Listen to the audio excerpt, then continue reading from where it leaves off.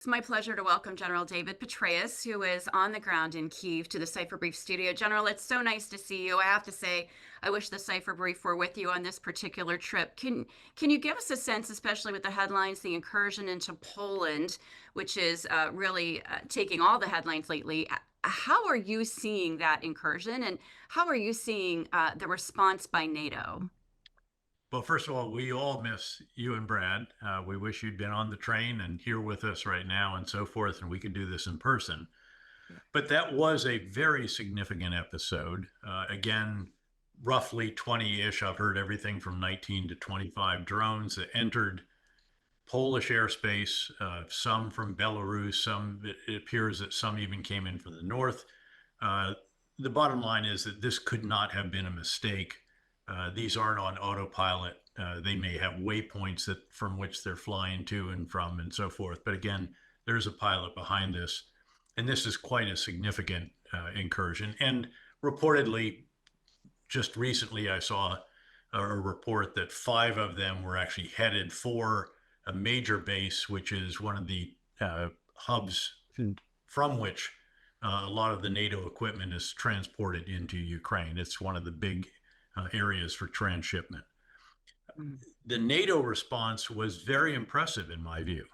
Keep in mind, you had Dutch F-35s, Polish F-16s in the air very rapidly. They clearly must have seen this coming. They've rehearsed this in the past. There was an AWACS up there to help them also with the command and control and early warning. Tankers were flying so they could refuel as required. And a number of these were shot down by those systems. So quite an impressive response. And then as a result of that, Poland called for an Article 4 gathering. So keep in mind, Article 5 is a call to arms. Article 4 is a call to meet. They did at the North Atlantic Council, of course, in Brussels at the headquarters. And out of that came a very comprehensive set of actions that NATO will take, which includes the U.S. in part of the air component, but it's going to beef up all of the different capabilities that would be needed, including anti-air and anti-ballistic missile defenses for those countries on the Eastern Front, as it is, and a number of other capabilities as well. So this was it wasn't a wake-up call because clearly they were already awake to the threat, but it was a significant incursion that has generated a significant response. So again, I think the tactical response was very impressive. I think if you will, the operational response, not quite strategic, perhaps you could describe it as that by NATO, very significant. I'm hoping that there's even bigger strategic responses, though, that this might be the catalyst in Washington for Congress to work with the White House on the sanctions package that Senator Lindsey Graham and others have been working for a number of months, which would add substantial U.S. sanctions to those already imposed by the EU and European countries. And then on the European side, for this to galvanize support for what is now termed the von der Leyen plan or concept, which is, of course, the Ursula von der Leyen, the president of the European Commission, who, by the way, gave a stirring State of the Union address written before the incursion, but delivered on more recently. And this is to use those frozen hundreds of billions of dollars, or of euros, really, of frozen Russian reserves in European banks, in a sense, as collateral to give money to Ukraine now to help them. And as you know, they could build even more drones than the 3.5 million that they're going to build this year if they had more money. So that would be a huge help for them also in terms of their fiscal situation and so on. And then that money actually goes back to Russia once Russia pays reparations to Ukraine for all the damage and destruction they have wrought in the country here. Yeah. That's quite an artful approach, I think, because it avoids the actual seizure of these assets, which, again, a number of European countries, I think, rightly have concern about that it might undermine the euro attractiveness for, again, this kind of reserve. So those two actions I'd love to see on top of the very quick response, the very quick decisions by the North Atlantic Council to carry out these military actions. And I think those would be very, very complimentary and show how serious this was to Russia. I think in this case, Russia has vastly overplayed its hand, just as I think it has, frankly, in terms of the huge numbers of drones and missiles that have been launched into Ukraine in recent nights that we've seen in the Institute for the Study of War Statistics and so forth that show, the highest ever numbers, in the sense that this shows very clearly, if there were any shred of doubt whether Vladimir Putin truly was willing to negotiate a ceasefire and agree to some kind of sustained and just peace, that clearly is not in the cards. Yeah, I'd love to talk to you about this because I know that you are close to Commander Syrskyi, who, of course, is the commander-in-chief of the armed forces of Ukraine. He has said just recently that this direct technological race is really accelerating, that the technology that's being put into these drones, which he said Ukraine really could use a lot more of, is being adapted very quickly by Russia. Have you been able to sort of get any briefings on that? I know you focus on it a lot. It's an important issue for you. Yes, and again, the Nemesis Regiment is well known here in Ukraine because they're all trying to compete for talent. And they literally have online and you've seen billboards, Yeah. sign up for the Nemesis Regiment. And by the way, you have other units that they're all competing for this. They're actually able to recruit directly. They now are able to do the basic military training themselves directly as well. So the workarounds that they have developed to get talent into uniform as rapidly as is possible to make a difference, these are really quite impressive as well. Only a country that is fighting for its very independence, its very survival would be able to do all of this. You'll recall that when I was last here and I talked to General Syrskyi and asked just roughly, I said, how many drones did you use yesterday? Of all types, because of course they have the maritime drones that have been so effective, they've sunk 1/3 of the Black Sea Fleet. By the way, one of the briefings informed us that the entire remaining Black Sea Fleet is actually all completely in one harbor as far as you can get away from Ukraine in the eastern part of the Black Sea, Russian harbor, with lots of defenses around it. So they have basically forced it to bottle itself up just to survive, because they're still out there picking off occasional Russian patrol boats or this other kind of action at sea. They obviously have land drones of all types, remotely driven vehicles that do a lot of the back and forth from the rear to the front lines with logistics and taking casualties and so forth. And then just tons of all types of different aerial drones, including some now that very publicly are out there that reportedly will go thousands of kilometers into the Russian Federation. So these are now true ballistic missiles on the Ukrainian side, and the numbers of these being produced are beginning to ramp up very substantially. 3.5 million drones per year, as I mentioned earlier, this year will be produced. And keep in mind, again, Syrskyi's response was that we used somewhere almost 7,000 drones in a single day. Day. 1 second. I want to look at a data that I wrote down earlier to give it to you. That's incredible.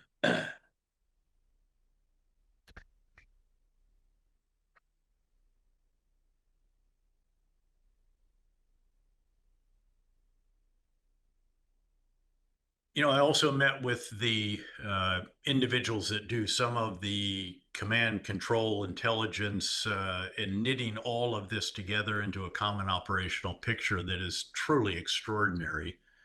And the 7,000 drones doesn't quite capture all of this. They said in a 12-hour shift, there are 40,000 flights. And again, all of this is being tracked. Obviously, again, these are crews that are sending something out very quickly. Some comes back, some does not. But just to give you a sense of the magnitude of the technology race, When we were 40,000 here flights a last time, day?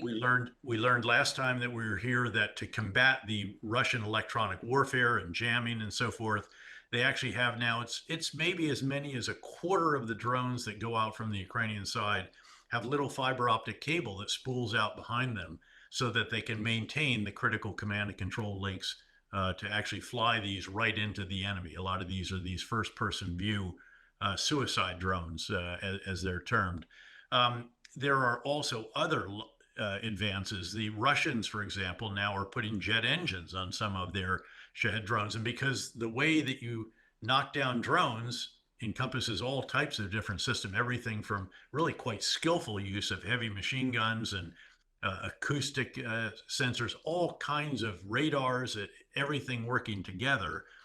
But if they fly faster, it's hard for you to. There are drones that actually run into the Russian drones. And again, hundreds of these are out there every night. The skill of this is extraordinary, but the increased speed makes that much more difficult. So what you have is a constant back and forth where one side develops something new and innovative, the other side sees it, reverse engineers it.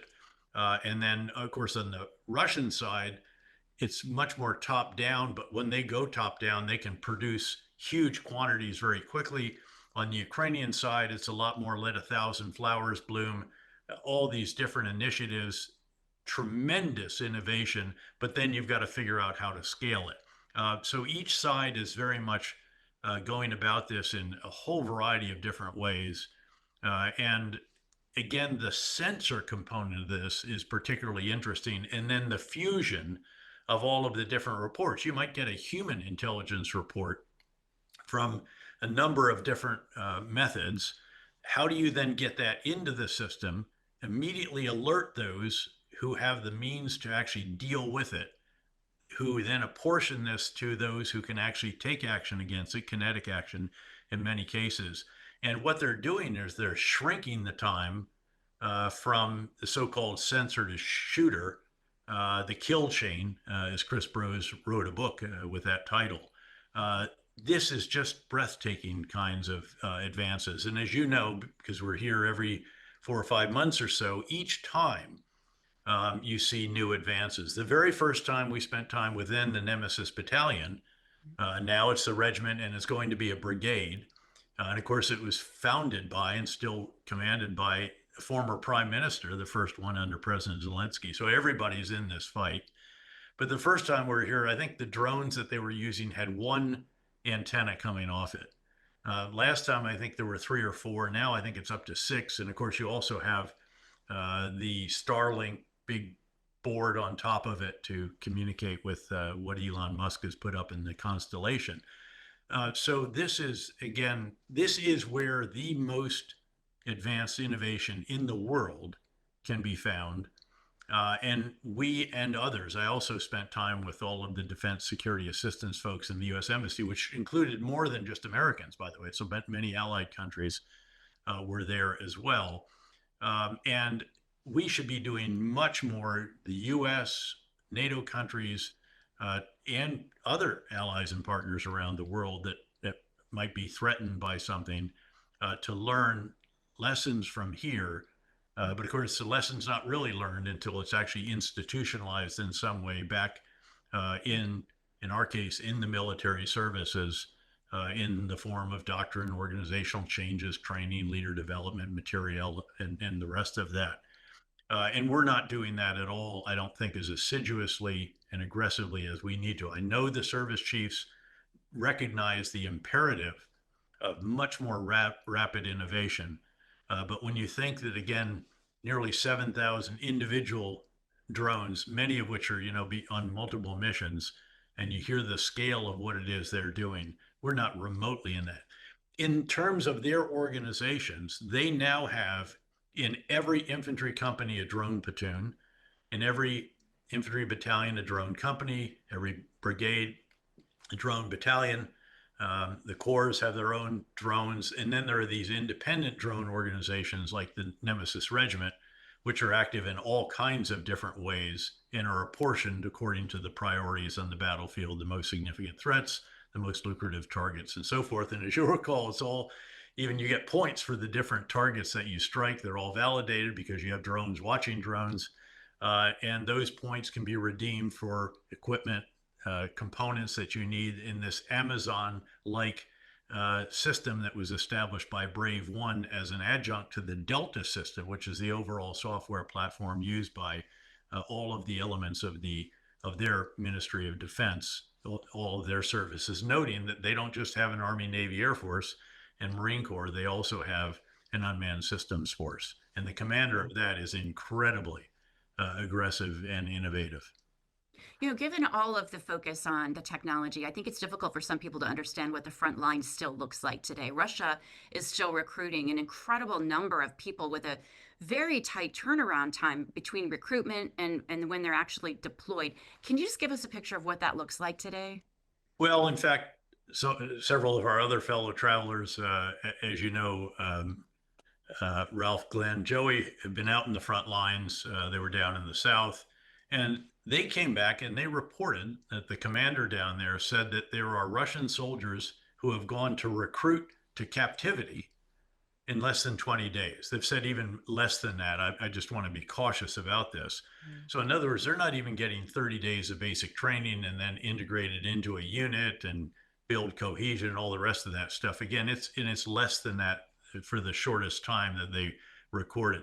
So, this is extraordinary. They are literally taking these individuals off the street, luring them with these huge enlistment bonuses, often from rural areas where the job opportunities are not all that great. And in many cases, the families actually celebrate that they're doing this because it's a massive financial windfall. And they go in, very quickly issued weapon, uniform, et cetera, and shoved into the front lines and right into an offensive. Keeping in mind that the offensive now are not combined arms. They're not tanks and armor personnel carriers with supported by engineers, infantry, air defense, electronic warfare, artillery, and all the rest. They're infantrymen essentially running across the street and trying to establish a foothold in the next block of buildings. It's literally proceeding at infantry pace because the drones are so ubiquitous. The surveillance is so constant at the minute that they're spotted. If you get tanks moving, immediately the drones will come out and take them out. So you have almost blanket coverage, except for really extreme weather when they can't stay up or they can't see. And the rest of the time, it's impossible for the kind of combined arms attacks that launched this invasion by Russia in the beginning, as you'll recall, huge columns of tanks and other vehicles. And frankly, even into the second summer, the counteroffensive mounted by the Ukrainians. And now you actually don't even have as clearly defined front lines as you had then with trench lines and all the usual almost World War I-like fortifications. Now you have outposts, and they'll actually allow the enemy to flow around them a bit because the drones will eventually police them up. But it's, again, hugely costly by the Russians. And for those Ukrainian units that are using the different command, control, intelligence, and so forth tools that are fusing the intelligence and enabling them to be even more effective with the drones than they otherwise would be, the exchange ratio is 10 to 1. And that's what it needs to be, given how much the Russians outman and outgun. Still, artillery still does matter as well, and the Ukrainian forces. You're going to be spending out the next couple of days engaged in conversations with a number of Europeans, a number of members of the Ukrainian government, Ukrainian parliament. What's top of mind for them right now? What is the message? Obviously, they want to do everything possible to bring an end to this as quickly as possible. Has anything changed in terms of how quickly their timeline is looking? Look, I suspect that the events of the past number of months have probably been pretty sobering. Mm-hmm. There was some hope. Look, President Trump has made a valiant effort to try to bring this war to an end, engage Putin, engage the Europeans and President Zelensky. In a lot of ways, of course, there's renewed confidence because of the improvement in the relationship between our president and their president, also the European leaders' commitment to this, all of their meetings to try to get a reassurance force or a security guarantee, which I think is quite elusive, frankly. Unless you put your forces in the front lines, you might as well just give all your stuff to the Ukrainians and arm them to the teeth. They're the security guarantee, I think, for Ukrainian defenses. So I think there's a more sober analysis of that and of the prospects for some kind of ceasefire. There's a bit of reassurance, I think, that Washington has tried all these other. They've actually gotten the Europeans huge success for the White House, frankly, to persuade the Europeans to increase their defense spending to 3.5% of GDP rather than the 2% that was the old standard, and even 5% when you take into account other investment in infrastructure to push the forces further out to the east and that kind of activity. So there, I think there's and to see again the American commitment, the air commitment to what is going on in response to the Russian drone incursion is very encouraging. So I think there's a degree of confidence. The Europeans are picking up their share of this load, the Germans in particular. Doubling defense spending in 10 years or so could inject 700 billion euros to €1 trillion more than they would have spent otherwise. And a sense that, look, Washington tried, they did everything they could. President Trump engaged personally, repeatedly, and it should be clear to all now that Putin is just not really serious about negotiating an end to this war. He still has his maximalist objectives of replacing President Zelensky with a pro-Russian figure, essentially disarming Ukraine to the extent that would be possible, and taking additional land that they haven't even been able to seize. They haven't even yet gotten to the so-called fortified cities in the southeastern part of the country, in Donetsk province in particular. So and none of those can be acceptable to Ukraine or to its leader. In fact, the constitution of Ukraine does not allow a prime minister to give away territory or redraw borders. They actually have to go to the people and have a plebiscite, if you will. Yeah, yeah. General David Petraeus, anything else top of mind for you as you spend the next couple of days on the ground there? Yeah, let me think. Give me a pause here for a second. Yep.